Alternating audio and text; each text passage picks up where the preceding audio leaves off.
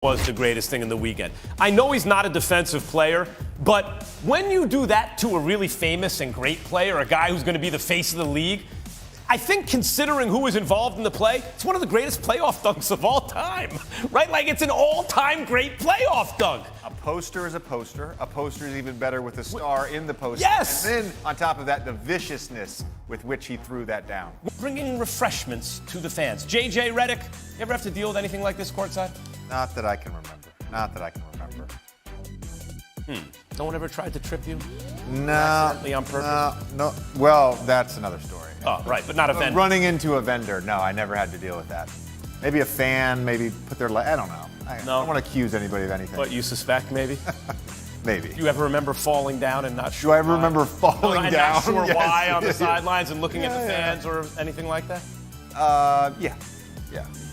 What an NFT is, I'm not sure. Anyway, it looks like an NFT. Wiggins played great defense on Luka, dropped 27 with 11 boards. Luka even called the dunk impressive.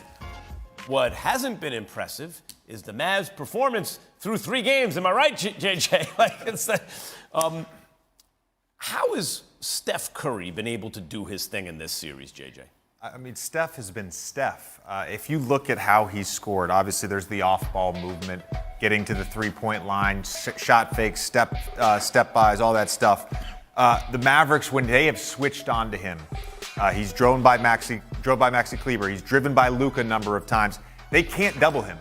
The Warriors are shooting 60% in this series when they've doubled. They're 15 of 25 on double teams. They're just getting downhill 4-on-3. Draymond making plays anytime they double. Kevon Looney.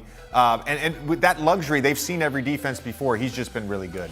You know, I think about the pre-KD Warriors, because once you put an MVP on a 73-win team, it's just no one's going to have a chance, right? Like amazing that the Houston Rockets even hosted a Game 7 once upon a time.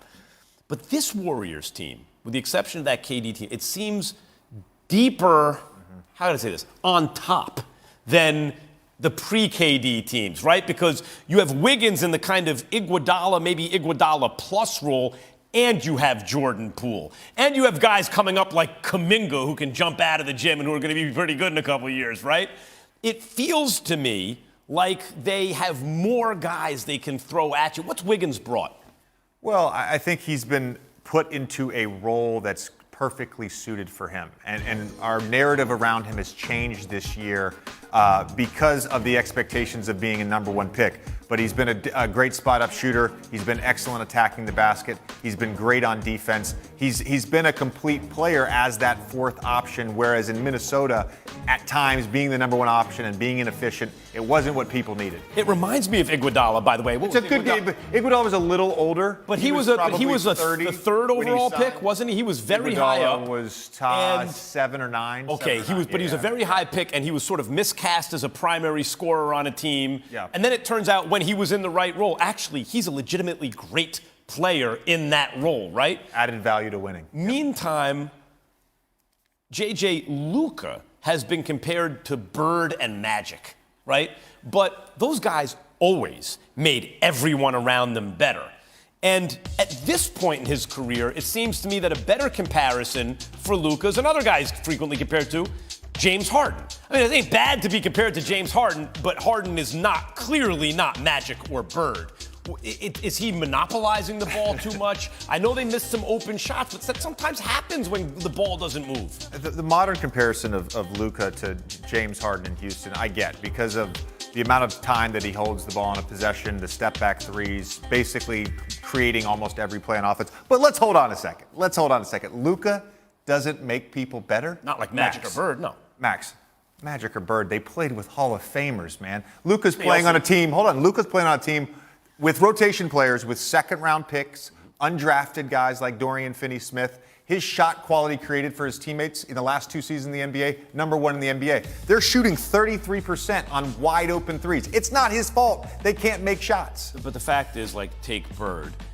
Dennis Johnson was already a great player, but he was no longer at his very best when he played with him. McHale and Parrish became great players when they played with Bird, right? Danny Ainge was a nice role player. He could shoot, but, you know, it was like... But are you saying that this is not... Magic are Johnson you saying too Dorian made everyone Finney-Smith better is going to end up being as good as James Worthy? No. Like, that's his ceiling? Those guys played on better teams, but I'm not talking about just how far they're going to go. When Parrish was a top 10 pick. Kevin McHale was a top 10 pick. James Worthy was a top 10 pick.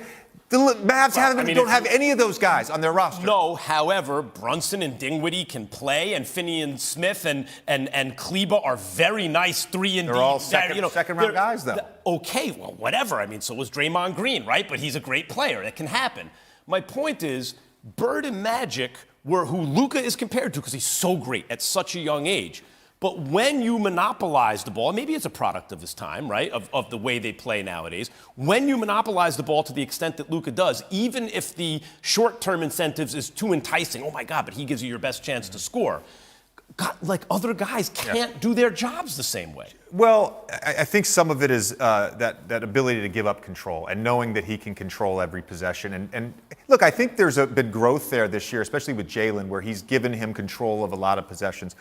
J. Kidd, we talked with J. Kidd before Game 6 in Dallas of the Phoenix series when we did the game, and one of the things we asked him, where's his growth? And one of the things he said is like Luka becoming better off the ball, being able to move without the ball, shoot spot-up threes instead of off-the-dribble threes. Like that's part of his growth. Let's keep in mind he's 23 years old. Yeah. Like that's part of growth. And you said I was crazy kind of at first, and now you're coming around. I'm not saying you're crazy. I'm saying I don't get the not making teammates better. That's where I take umbrage with that. Johnson was 20, he won the championship. I don't know about this Luka Doncic. Luka's an incredible player, of course. I'm just saying, maybe a little too much James Harden and a little more Bird. In this ball game. You know, Andrew Wiggins, with arguably the best game of his young playoff career last night, reaching career highs with 27 points, 11 boards, 6 of those boards coming on the offensive end. His 4 dunks were also a playoff career high, with 3 of those coming in emphatic fashion in the fourth quarter. Let's bring in ESPN NBA analyst J.J. Redick. J.J., all the talk is about Wiggins' dunk over Luka, but he has been balling all around this postseason. How would you assess his game right now?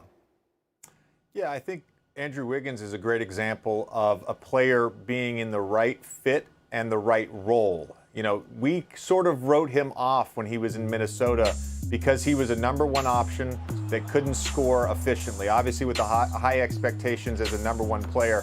But in this role as the 3rd or 4th guy on the Warriors, as a defender, attacking the basket, a spot-up shooter, he's been really, really great. And at times, as we saw last night, spectacular at attacking the rim. Yeah, he's fit in really well with Golden State. Hey, let's talk about Dallas for a second. We have Luka's 2 straight 40-point games, but both losses, and they're down 0-3. In terms of getting this team to the next level, what's the biggest area that needs to be addressed? Well, the Warriors have exposed that Dallas does not have rim protectors. And we don't think of the Warriors as this heavy driving team, but they use mismatches and they use all their off-ball movement and cutting to get to the paint. They're scoring 50.7 points in the paint per game in this series, which would be a high in the Steve Kerr era. And the Dallas Mavericks have no one that can protect the rim, and that to me is one exposure. And look, we think about Luka as this superstar, and I love Jalen Brunson, but there is a significant drop-off between the Mavs' best player and their second best player.